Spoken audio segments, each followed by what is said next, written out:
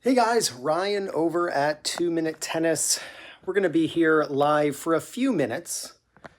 And then I'm going to transfer over to Zoom.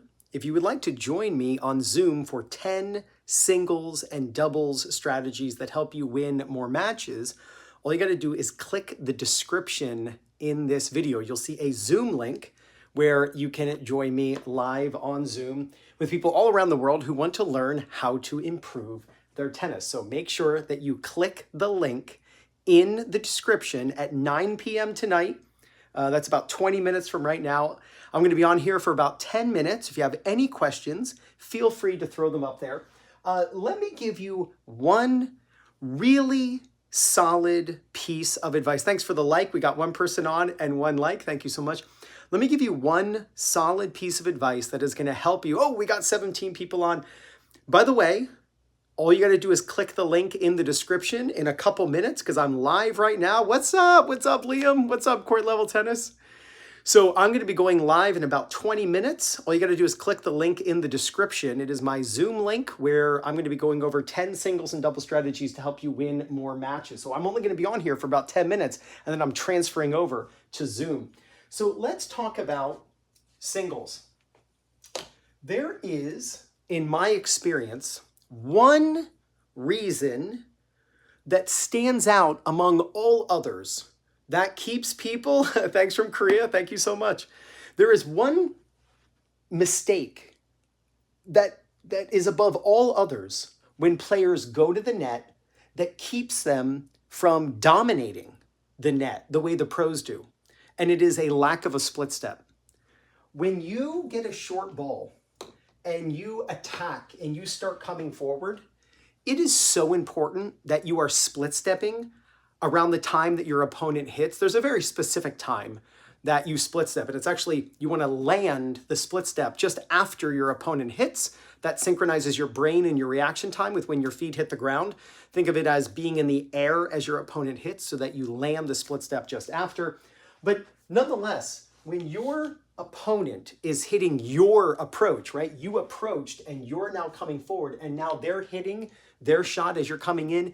If you continue to run forward, you are going to get passed, you are going to get lobbed, and you are not going to be able to handle the ball coming right to you. Here's the way I teach it. And by the way, this idea is one of the 10 strategies I'm going to be teaching live on Zoom in 19 minutes from now. So I'm going to be getting off here in 9 minutes. Click the link in the description of this video, grab it, and at 9 p.m. New York City time, which is in, I'm looking at it right now, is in 18 minutes from right now, I'm going to be going live. That way I can see you, right? You can see me, obviously, and I can answer your questions. That's going to be great. So when you are going forward, if you are not split stepping, then don't go forward. Like if you saw somebody building a brick wall, if you saw somebody, they had all the bricks, and you walk up to them, you're like, hey, what are you doing? And they're like, oh, I'm building a brick wall. And you look around and you're like, hey, all I see are bricks. All I see are bricks. They're like, what do you mean? I'm building a brick wall. Of course all you see is bricks. You'd be like, where's the mortar? Where's the connection between this brick and this brick, or this brick and this brick? You got to connect them. Do you know what the mortar is on an approach shot and a volley, or a serve and a volley? The mortar is the split step. It's one of the reasons why players struggle serving and volleying, because they don't split step. They think that a serve and volley is serve and volley. That's not what a serve and volley is. A serve and volley is serve, take 2 or 3 steps, split step, and then volley. Just like a brick house isn't just bricks. There's mortar between the bricks as the connector. So the way I like to teach this to my students if I'm giving a lesson on court is I ask them to hit an approach shot, take 2 running steps, and then just split step. It takes all the guesswork out of figuring out when to split step. Now, is that always right? No, but it's a heck of a lot better than not split stepping at all. I would much rather have my students split stepping at the wrong time, right? So when you get a short ball or when you drill the ball into the corner as your opponent's chasing that ball down, as you go forward, do a split step. Now, a split step looks like this. A split step is nothing but, let me lower this actually. A split step is just you running forward and then making that move. Your feet split apart and then you can change direction so much faster. Players, I'm only going to be on here for another 5 minutes and then I'm going to be preparing for the live Zoom strategy class that I'm doing. You can grab the link in the description. Click the link well, you can click the link early, but click the link at 9 p.m. New York City time. That is in about 16 minutes from right now. And then I'll be able to answer your questions live. It's going to be about an hour class. It'll be great. First half hour, just be me talking. We're going over 10 singles and doubles strategies to help you win more matches. And then I'll be doing live Q&A. It'll be great. If you want to demonstrate some stuff, since it's on Zoom, I'll be able to see you. It'll be really, really good. When you're going forward, you have an advantage, but only if you use the proper footwork. See, the net, when it comes to the pros, the net is where they win.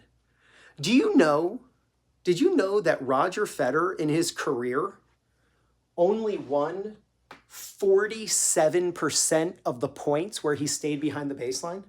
20 Grand Slams. And it's true for all players, but let's just say Roger Federer, right? Roger Federer, in his entire career, if you only look at the points where he stayed behind the baseline, he only won 47% of those points. Now, you might think, well, how does that math work out? Because if Roger's winning 47% of the points and the opponent staying behind the baseline is winning 47% of the points, where's the other 6%? That only equals 94%. It's because when you stay behind the baseline, that includes both when your opponent is behind the baseline and when they are up, right? And so when you only stay behind the baseline, you have a major disadvantage. Simply put, if Roger Federer never went to the net, do you know how many Grand Slams he would have? 0. You cannot win on the Pro Tour from just the behind the baseline points. All you have to do is look at the stats. The stats prove it. Thanks for the likes. We got 5 likes. We got 32 people and 5 likes. Oh, that hurts my heart. Go ahead and hit that like button. It's so easy and it feels so good to push that button and it helps me. Thank you so much. Helps the channel. Make sure if you're on here, if you are around in 15 minutes, click the link in the description. I'm going live on Zoom. It's going to be a great class. It's going to be awesome players around the world. And we're going to be talking about 10 singles and double strategies to help you win more matches. We talked about the baseline. Behind the baseline, it's only 47% winning percentage. At the net on the Pro Tour, do you know what the net winning percentage is on the Pro Tour? It's so much higher than people think. People think like, oh, going to the net doesn't work in today's game because of the string technology or some other baloney. It's not true at all. Players go to the net and they dominate. The average winning percentage at the net in pro tennis is 67%. That is absolute domination. What would you rather win? 67% or 47%? All you have to do is look, like go to the US Open app. If you have on your phone, Roland Garros, Aussie Open,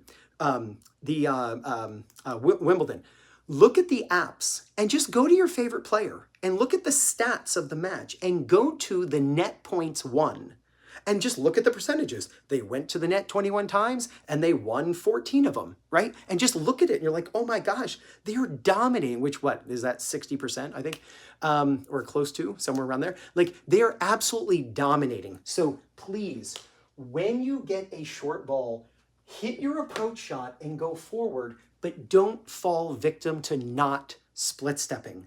You have to make sure that you split step as you go forward. Here's a simple idea. If you are running as you're, and guys, I got 2 minutes. I'm gonna get off of this live stream. Click the link in the description. I'm going live on Zoom in 10 minutes, 12 minutes. At New York City time. You made it live, that's right. I'm only on here for about 2 more minutes and then you gotta click the link in the description and then join me over on Zoom so right now, this is live, 8:48 p.m. Wednesday night, New York City time. I am live right now. but I'm only gonna be on here for 2 more minutes. When you're going forward, if you're running while your opponent is hitting the ball, what if you're running in the wrong direction? And you probably are. In all the places you might have to go. You might have to pause to play a little half volley at your feet. You might have to go this way, you might have to go this way, you might have to go back.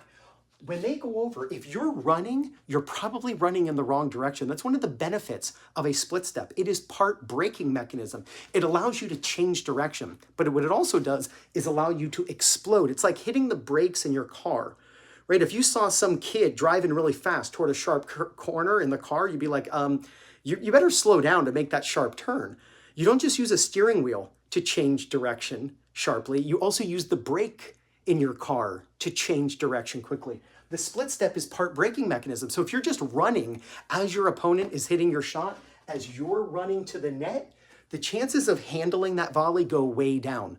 Let your opponents make that mistake. You're not going to make that mistake. Not on my watch. You're not going to make that mistake. So make sure that you split step. An easy way to split step on the approach shot is when you get a short ball, hit your approach shot, take about 2 or 3 steps, 3 maximum, but 2 if you really crush it. You'll get about 2 steps, and then it's time to split step. And if you do it that way and you think of it that way, instead of trying to time your split step with their hit, if you just think of, okay, the cadence of I hit the approach shot, I take 2 steps, and then I split step, chances are you will split step around the time you should. And it's so much better to split step around the time that you should rather than not at all. All right, players, I'm getting off of this live right now on YouTube. Time's up. You're right. Time's up. I don't know what your name is because I don't speak Korean. But time is up. Click the link. Grab the Zoom link there. And I'm going to meet you over on Zoom in 10 minutes. We are doing 10 singles and double strategies to help you win more matches. You better click that link. It's going to hurt my heart. It's going to hurt my heart. All right. I'll talk to you guys real soon. Click the link.